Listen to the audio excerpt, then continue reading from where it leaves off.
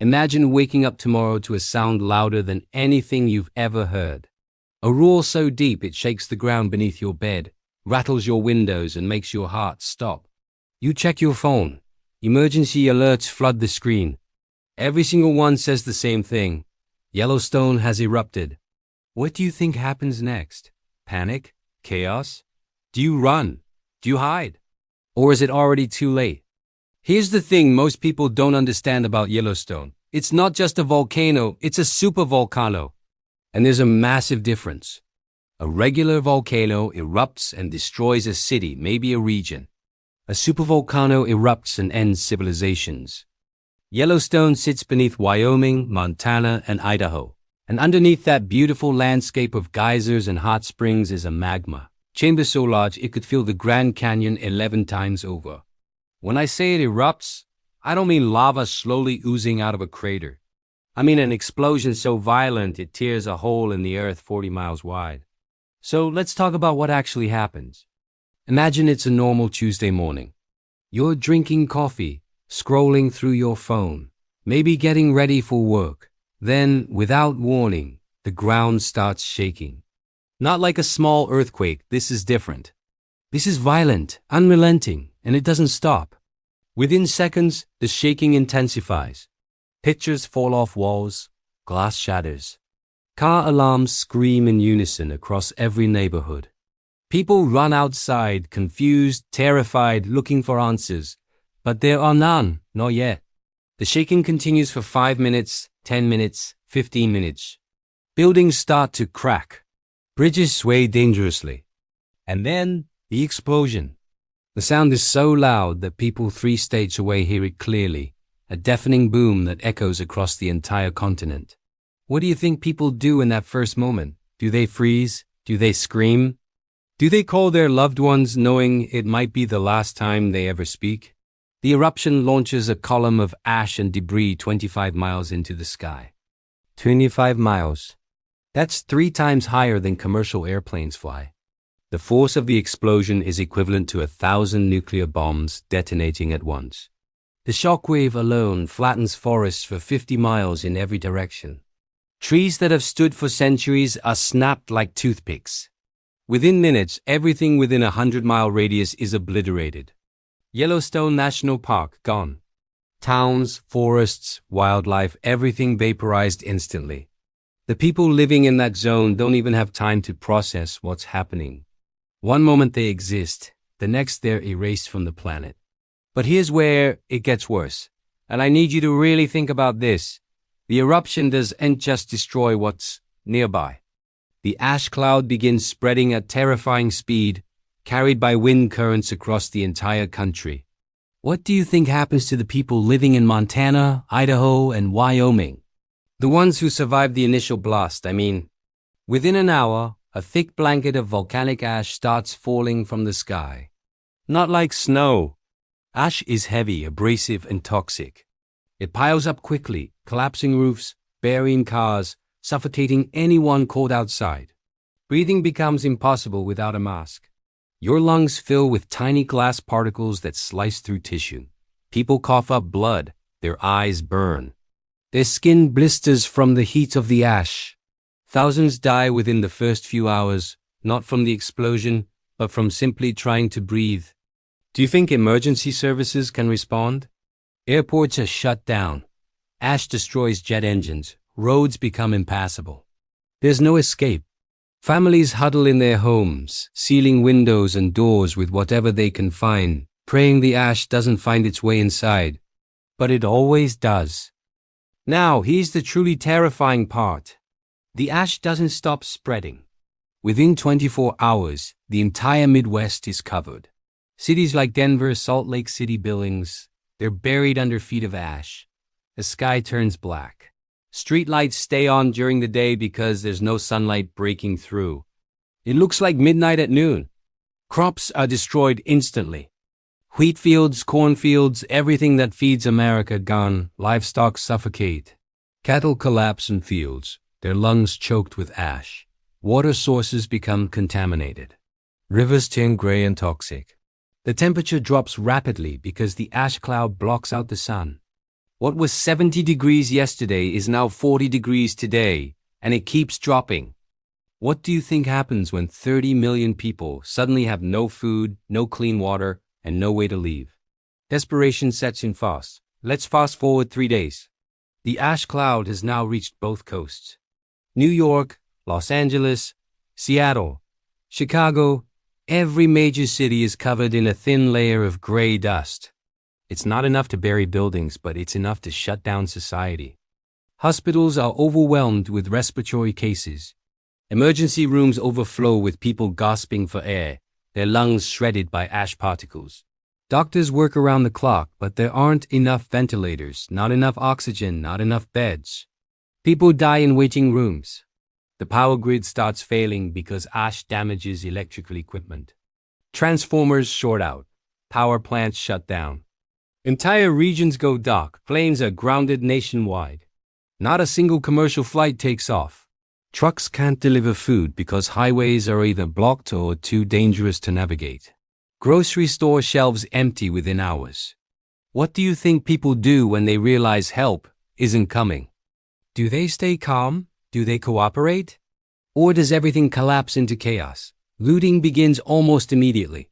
Stores are ransacked. People fight over bottled water, canned food, anything they can carry. The police try to maintain order, but they're overwhelmed. Some abandon their posts entirely, going home to protect their own families. The government tries to respond, but here's the problem. There's no plan for this. No country on Earth has a plan for a supervolcano eruption because it's never happened in modern history. The last time Yellowstone erupted was 640,000 years ago. FEMA can handle hurricanes, earthquakes, even pandemics to some degree. But this is extinction level. The president addresses the nation, urging calm, promising that relief is coming. But everyone watching knows it's a lie. What do you say to people when you know that 90% of the country is about to become uninhabitable? Military bases activate. The National Guard deploys to major cities, but their orders are vague. Maintain order. Distribute supplies. But what supplies? The supply chains are dead. There's nothing left to distribute. Within a week, the death toll reaches millions. Not from the eruption itself, but from the cascading failures that follow. Power grids collapse entirely. Without electricity, water treatment plants shut down. Tap water stops flowing. Sewage systems fail. Disease spreads rapidly. Cholera, typhoid, infections that were eradicated decades ago suddenly return.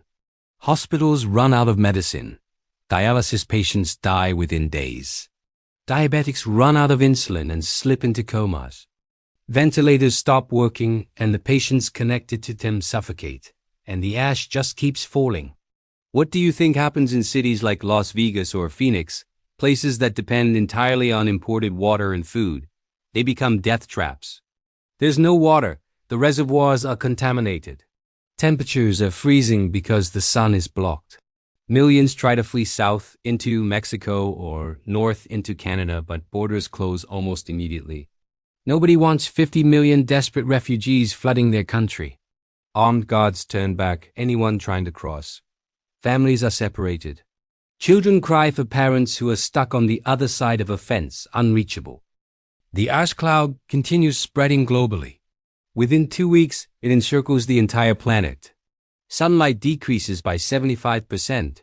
Temperatures worldwide drop by an average of 15 degrees Fahrenheit. This is what scientists call a volcanic winter. Crops fail everywhere. Not just in America, but globally. Wheat fields in Europe wither and die. Rice paddies in Asia freeze solid. Harvests fail in South America, Africa, Australia.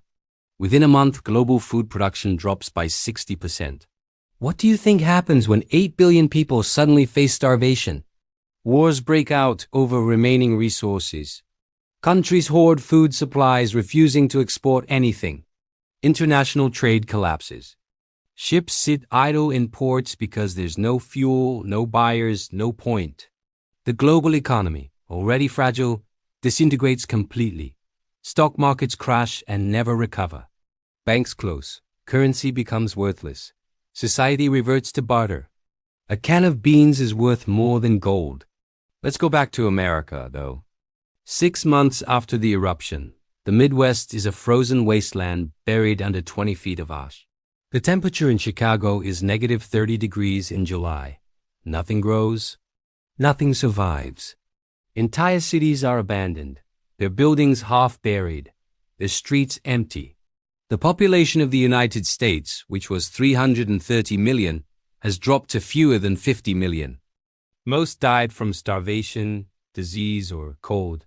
Survivors cluster in the Deep South, Texas, Louisiana, Florida, anywhere the ash layer is thinnest and temperatures are slightly more tolerable.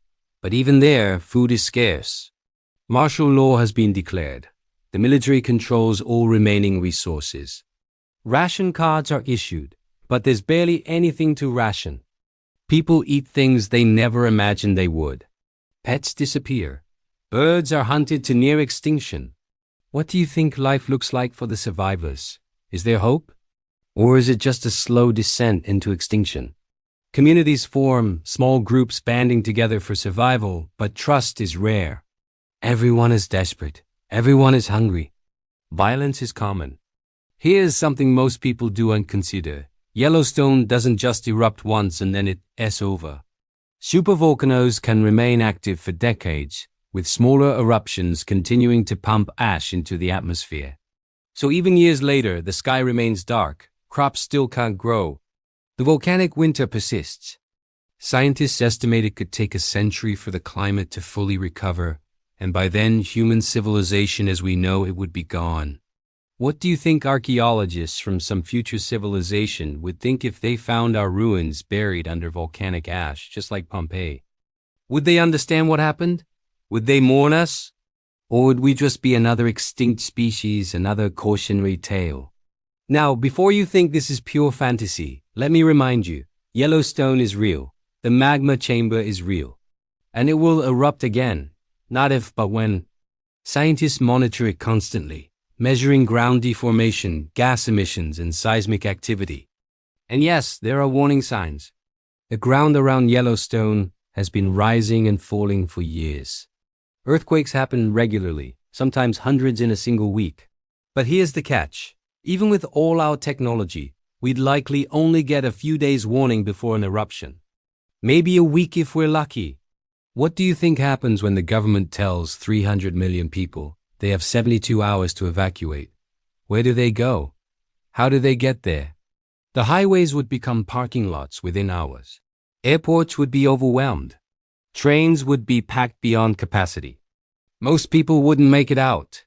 They'd be stuck, watching the ash cloud approach, knowing exactly what's coming, powerless to stop it. So, what would you do? If you woke up tomorrow and Yellowstone had erupted, what's your plan? Do you have supplies? Do you have a safe location far enough away?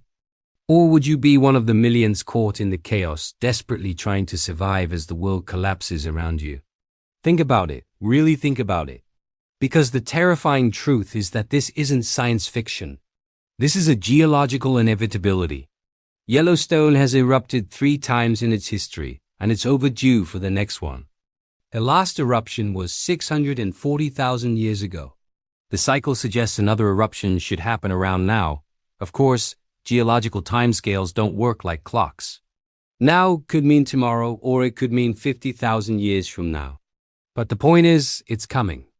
If you found this scenario as disturbing as I did researching it, do me a favor. Leave a comment below telling me what you would do in the first 24 hours after Yellowstone erupts. Would you try to escape? Would you bunker down? Would you even survive? And if you want more terrifying scenarios like this, hit that subscribe button and turn on notifications because we're just getting started.